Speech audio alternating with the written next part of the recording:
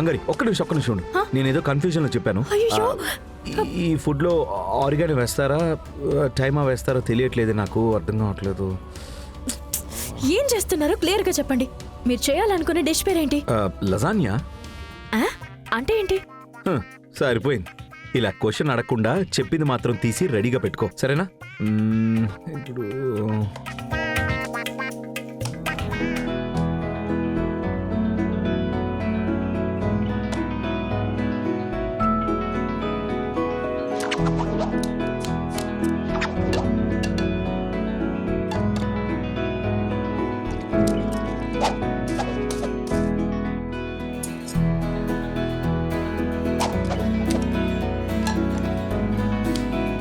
ఏయ్, ఏం చేస్తున్నావు?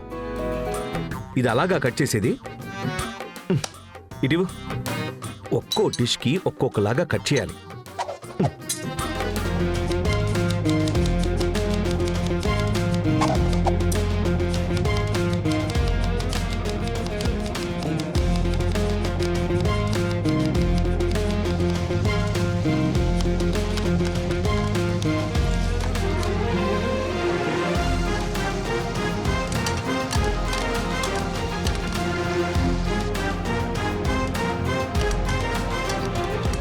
అసలు వంట చేయడమే రాదనుకున్నాను.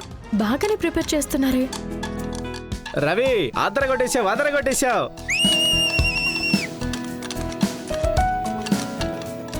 ఈ రోజు చెఫ్ ఆఫ్ వైజాగ్ 2026 లో ఏ డిషెస్ చేశారో చూద్దామా? రండి చూపిస్తాను. Hi sir.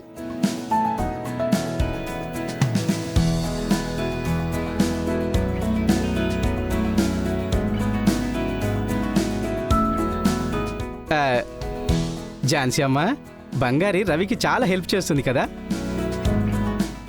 ఉంటానమ్మా.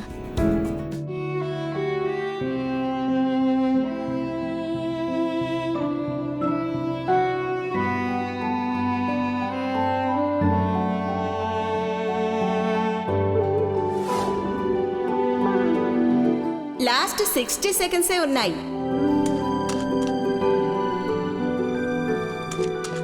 5 4 3 2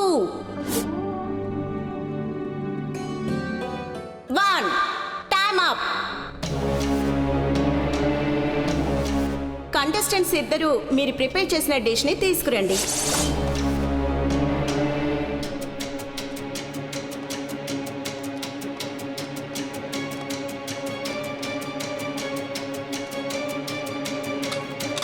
ఇద్దరు కూడా ఇచ్చిన టైంలోపే డిషెస్ ని ఫినిష్ చేసేశారు. ఇప్పుడు మన జడ్జెస్ రెండింటిని టేస్ట్ చేసి చూసి ఎవరి డిష్ బెస్ట్ అని చెప్తారో చూద్దాం.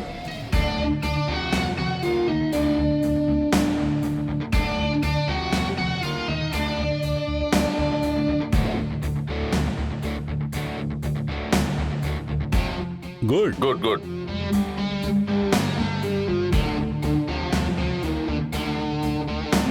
జడ్జెస్ ఇద్దరు టేస్ట్ చేస్తున్నారు, ఏం చెప్పబోతున్నారని తెలియటం లేదు.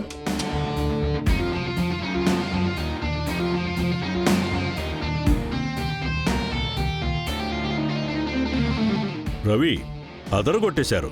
ఝాన్సీ మేడం మనవడని నిరూపించుకున్నారు. Thank you.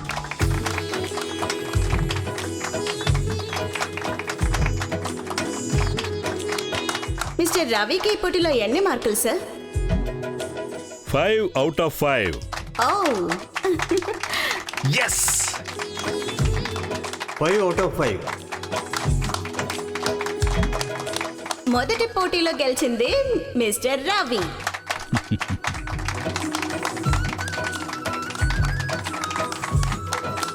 తర్వాత పోటీలో ఎవరు గెలుస్తారో వాళ్ళే ఈ సంవత్సరం చెఫ్ ఆఫ్ వైజాగ్ టైటిల్ తీసుకుంటారు. అది గెలిచేది ఖచ్చితంగా మరి రవినే.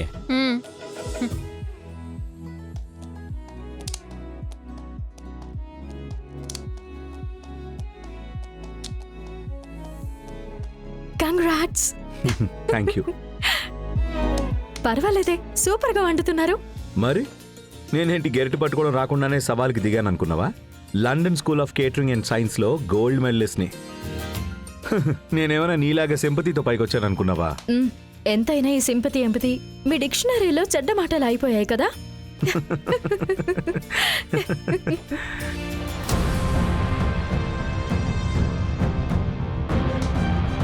తర్వాత పోటీలో ఇది అస్సలు గెలవకూడదు. దానికి ఏం చేయాలన్నా చేస్తాను.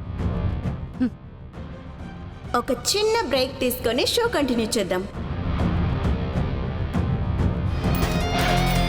ఆ,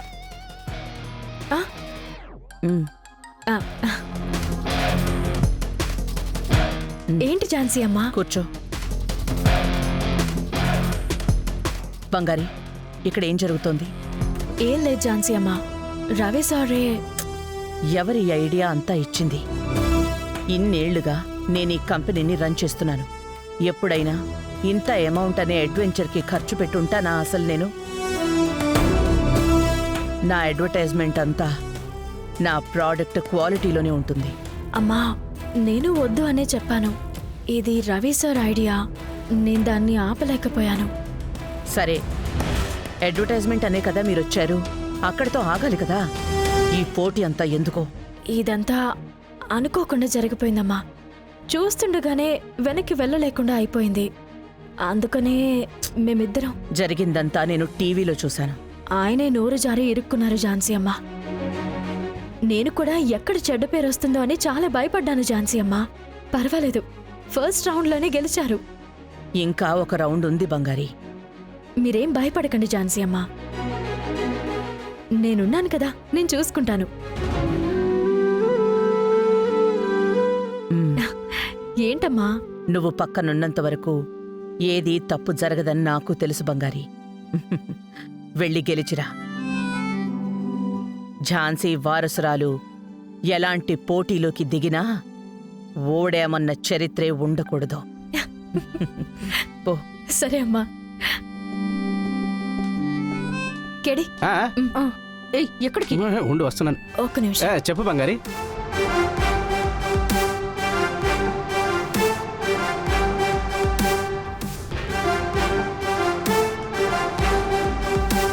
మేడం, సార్ నాకేమవుతుంది? తీసుకోండి మేడం.